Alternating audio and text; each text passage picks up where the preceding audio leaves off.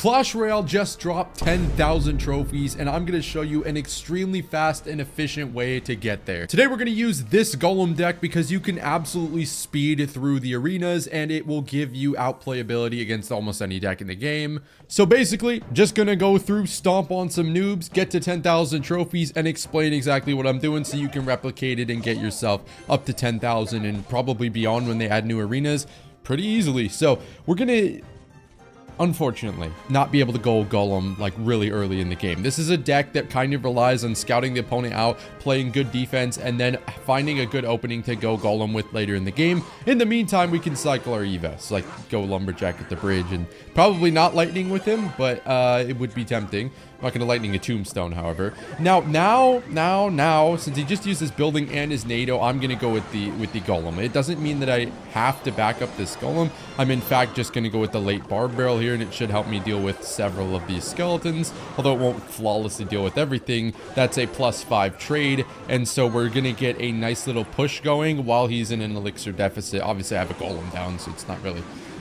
I have more elixirs worth of cards than he does, even though we have the same amount of elixir. So he's going to have to go Tombstone again here. I am going to just follow up with the Baby Dragon, I think, because it should help me deal with some of these skellies in case the bats don't. And so now we're going to get the Death Bomb on the tower.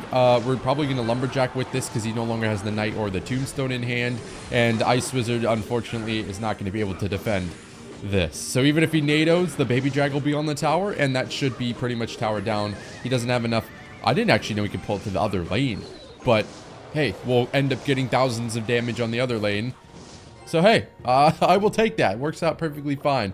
So the reason I decided to go Golem there in the first place was because I saw the opening with no NATO and no Tombstone. So if he doesn't have the Tombstone, he's going to have to cycle back to it, and it's going to be way harder for him to deal with the Golem. As you can see, he didn't have the right hand to defend the Golem properly, and he suffered the consequences. So that's pretty much going Golem. You don't have to at the start of double elixir, but it's a good opening too, because I know he's got to respond to the Knight. He just used his Tombstone. It's not going to be super easy to go in here. We just block the bridge. We'll go Knight with the... Oh, we have one bat that's helping us defend this graveyard. That's actually clutch as hell.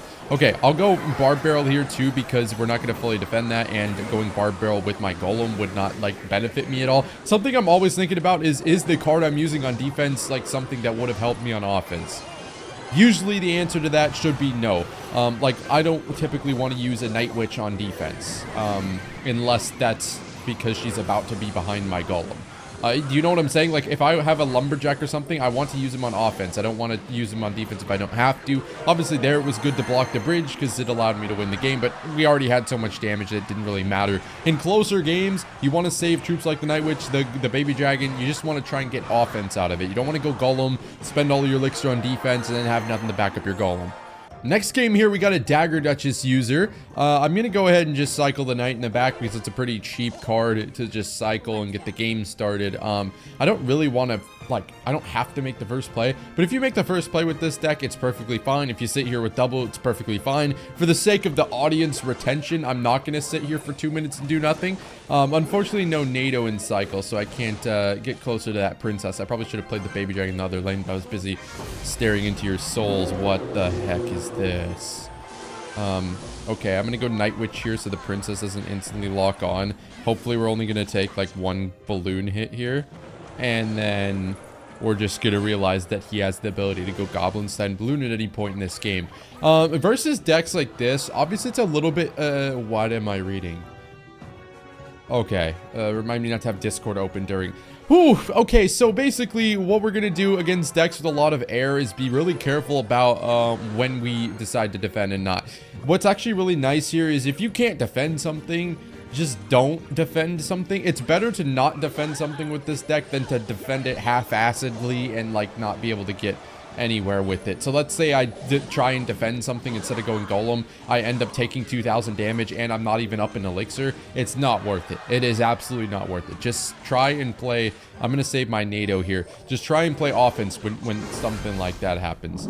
So like here, I can't defend this. Like, I genuinely can't. I can't defend this. So what I'm going to do instead is go Night Witch here so I don't get 3 crowned instantly. Night Witch should chase this Goblinstein after the tower is taken, and we should be able to just plop down a Golem in front of it.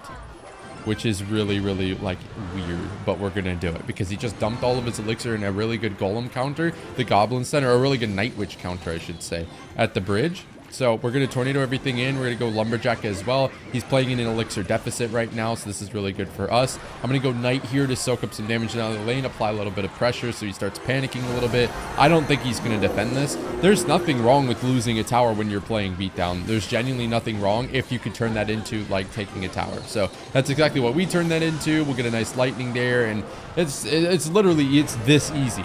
This golem deck, it gets hard against, like, really good professional cycle players. These are not really good professional cycle players. So far we're using two basic strategies, just timing our golem pushes really well, being a little patient, and knowing when to play defense or not to play defense.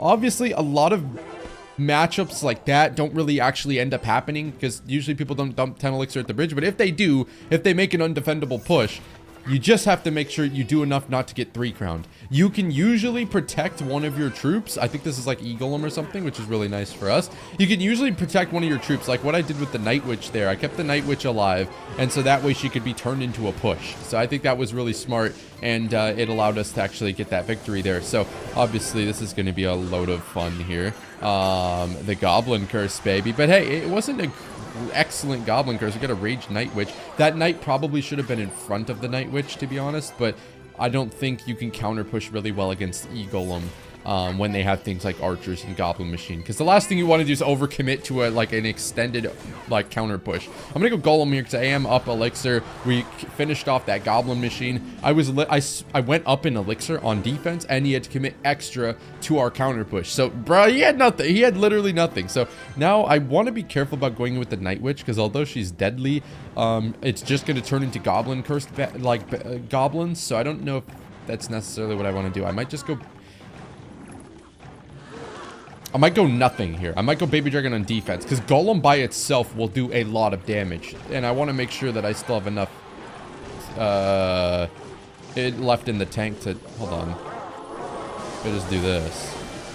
Oh, yeah, that wasn't the play, dog. I think... I don't know what he thought I was going to do. But as you can see there, the Golem didn't really... It's not like a Lava Hound. You don't need to back up the Lava Hound. Or you don't need to back up the Golem, because it's not like a Lava Hound. It's going to do a lot of damage if left unchecked, unlike the Lava Hound. So, although he's got a quick cycle because he's playing E-Golem, his tank only costs 3 elixir. This is still fine for us. I'm going to go Night Witch over here so we can take this down and stop getting stabbed by the rockets. I don't think stabbed is the right adjective there. Is it even an adjective? Y'all made fun of me because I didn't know what xenophobia was in my stream. I've never encountered xenophobia before. So, like... We're not... Why are we talking about xenophobia? Bro, this is just... Okay, alright. This is what facing E-Golem does to a person. Unfortunately, I put that in rocket range. I should have waited for the Goblin Machine to get a little bit closer before I did that, because I just gave him, like, really good, cheap damage. It's unfortunately for him not going to be nearly enough, but we'll drop this barb barrel up here. I'll actually tornado so we can get these in a little closer, have our barb kill them. We got an Evo Lumberjack, now a double lane counter push. If by some miracle he doesn't defend this golem, or he does defend the golem, he's going to have to deal with this as well. So have fun with that. And although it was a little sloppy, I took way too much damage from a little, like, mistake that probably shouldn't have happened. So all right, we got L avatar here. I have lumberjack and knight in my hand, so I'm going to try and use them as quickly as I can, and that's perfect. Beautiful. So I'm not going to quite barb barrel here because I think mortar decks typically have like a goblin gang and stuff I usually need to barb barrel, so I'm going to wait a second here. I'm actually going to go with the lumberjack off to this side. We're not going to get graded. No, that's not happening. Okay, all right. Okay, do not disturb is not do not disturbing. Do not disturb is disturbing me. I don't think you can activate King off of an Inferno Dragon, so we will not be doing that. I will barb barrel here to kite it, and probably golem into this. Versus mortar, you don't typically have to worry about the normal mortar as much. If it locks on, it locks on. It's like shooting you with the freaking water gun. It doesn't really matter. So we'll go Night Witch here. He's going to go defensive golem anyways. It's smart. Or, bro, defensive mortar. I'm sorry. It's 10:51 in the evening, bro.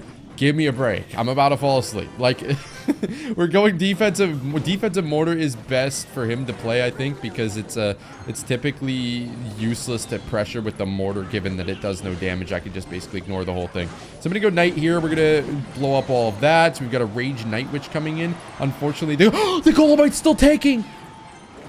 What? Night Witch's range is insane, dude. We should not have taken that whole tower. We should have got a big chunk of damage, but that whole tower is insane work. I will take it. So, yeah, I mean, literally game, set, match already. It didn't even matter that he didn't try and apply opposite lane pressure. If you see them go with, like, something like a Knight or a Skelly King or something you could tell that will be kind of dangerous for you to have to play defense on, you could just go Golem into it. Obviously not here, because I don't really want to go for the 3 crown. I don't think it's way harder to go for a 3 crown sometimes than it is for a normal 2 crown. So I'm not going to go Golem here, obviously, because that would just put me in a precarious situation. So instead, we'll just tank for this for a second. If push comes to shove and we somehow don't deal with the Inferno, we have the Evo Knight as well. But I can literally just Golem here. I'm up Elixir as well, so... You know, I don't know what he's going to do about this. Just get quick bar barrel. Obviously, if you can get the offense early in the game, which typically doesn't happen, you just win instantly. So, as you can see, I'm just trying to be smart with how I'm going in. I'm not overcommitting or overextending to anything. I'm not being overly aggressive. It's just working that we're being as aggressive as I can be without overcommitting. So hopefully you can see a little bit of that and kind of replicate it with your game. Just applying pressure here, because that way no sneaky golems, unfortunately. That way he can't go in with the push to take his tower. Obviously you don't want to overcommit like this normally. I'm just doing it because the game was over as soon as I got that Night Witch connection. So all right, ladies and gents, we should be 2 games away from 10k trophies. Haven't lost, I think I played this deck on stream and lost maybe once or twice. And I was literally playing on autopilot the entire stream. So this is a really fast and efficient deck to get to 10k trophies with. And you can outplay pretty much any opponent you're going to face as well. Because even though some matchups may be more difficult than others, and obviously every once in a while you're going to face Inferno Tower XC and you're going to... I could probably beat it, but I might lose to something like that. And with more time and experience and practice with this deck, you'll just win pretty much all of those matchups. Obviously, maybe 1 in 20 will be like impossible, but like, who really cares? I mean, 1 in 20 is that's literally about what it is. And for every bad matchup, there's at least one good matchup as well. So giving up that Fisherman hit is crazy, but we're gonna get a nice little counter push here, and we should be able to. So you saw that in the other lane, and you decided to go Hunter on a baby dragon. That's got to be discriminatory.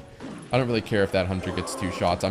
He's down. He is down a fat chunk of Elixir right now. So I'm going in with the Golem because he went with the Hunter. And keep in mind, it's simple math. I went with 7 Elixir on his 6 Elixir, and he committed what? 3, 4, 6 on that. So he committed 12 on 7, basically. So at the very minimum, I'm up 5 after all that. I'm going to go Lumberjack here because it is helpful to back up my push. And then we'll go pre-NATO this Fisherman in so that my Golem doesn't get to the King Tower. And I don't really care, to be honest, if he activates the King. It's not a big deal. He's still going to deal with this Lumberjack as well, by the way. So that's pretty cool. We'll go Barb Barrel in there because if we get a raged Barb, that might do a little bit of extra damage. So yeah, the Lumberjack gets on the tower too. We got a raged Barb. And unfortunately, we won't quite take the tower on the right side, but we got 2,000 on the left. So I'd rather have this scenario than take the other tower and get no damage on the other tower. So just slap a Knight down real quick. Try and predict Fisherman or anything he plays. Just cycling. Literally just cycling. Because I want to get my Lumberjack in hand before I go in. Let's see. Just so I can have a little bit of defense so I don't get 3 crowned instantly. This Lumberjack should come back and deal with this Hunter. Yeah, even if those Skellies did get played properly, they would have killed the Hunter. He would have killed the Hunter, so that's good. And you can go ahead and do that all you want, buddy. We could still pre-NATO his Fisherman at any time. Yeah, now we're still in the tower. That's cool tech if you're going up against a Fisherman. It's really annoying. Just pre-NATO it every single time. I did forget there was a Royal Ghost. I mean, he is kind of invisible, so kind of checks out that I forgot about him. But yeah, I mean, you're going to be able to beat even things like Hunter Fisherman. Like, you could be Hunter Fisherman. It's definitely not as difficult as it seems a lot of the time, even though we gave him a tower there. It was just... Is that the first tower I've given up this? No, because I tower traded earlier. It's pretty free. And now, ladies and gentlemen, we are... Oh... I think 1 game. We're either going to be at 9,999 or 10,000 trophies if we win this game. So, Dark Angel from JRZ Latam Power. We're not going to cycle anything crazy. I think I'm going to take a nap and wait for him to make the first play. Okay, it's been like 6 seconds. I kind of want to make the first play. I'm just feeling good, bro. I'm just feeling good. Let's see. Battle Healer. Bazarat. Okay, against battle healer, it's typically Golem or E-Golem, in which case both of them can be beaten by us since we have the big spell. Obviously, Golem Pump is usually the healer version, so I'm gonna go ahead and just slap a Golem down early, actually. We can go Baby Dragon into his Night Witch, or we can go Lightning. It depends what he plays, or I can go my own Night Witch. Literally depends what he plays here. He's gonna go with his own Golem, so I'll go with my own Golem because his Night Witch is gonna cross the river. So our tower should target it after it gets rid of all the bats here. And then I'll save up for a Lightning in case we get some good Lightning value. Hello. All right. Sounds like good Lightning value to me. So we're gonna kill his entire Golem. Our Golem is there, and unless he has a Fisherman, I think this should be pretty much tower down here. So I'll go Lumberjack opposite lane because, yeah, he just committed a ton there. He's going to have to, like, healer at 0 or something. Maybe NATOs. Bar barrels. That's just pathetic. That's dead ass just pathetic, dog. Wait, you're not going to lose the Golem here. So you're just not going to, you just play patient. You wait for them to play into you, and then you respond based on how they play. And obviously, top ladder Golem matchups will probably be a little different, but I doubt, you know, no offense, but I doubt any of us, or any of us, me included, are actually going to play top ladder Golem mirror matchups. It's not something I want to add to my bucket list either. Hey, I'm bored, so I'm just goleming the river here. Do as I say, not as I do. Don't golem the river. I just felt like it because I got bored. So, I'm going to go Baby Dragon here for moral support in case he goes barbs. And then we're just going to tornado everything into the golem so it, like, all blows up and then takes a lot of damage. And so here we practically kill his entire counter push, so now he can't just slap a golem in front of it. That's the point of the Baby Drag. And then we can follow up with the Lumberjack, guarantee take this tower because he's low on elixir. It doesn't have barbs in cycle either.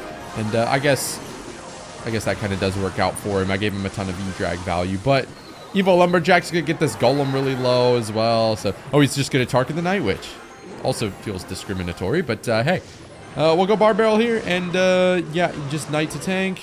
We might take a Golem hit or two, unfortunately, but I don't really care, to be honest. This game is over, and it's time to see if we're actually gonna be at 9,999 trophies. I think we needed, what, 28? What do we need, 28? Oh, jeez. Oh, Lord.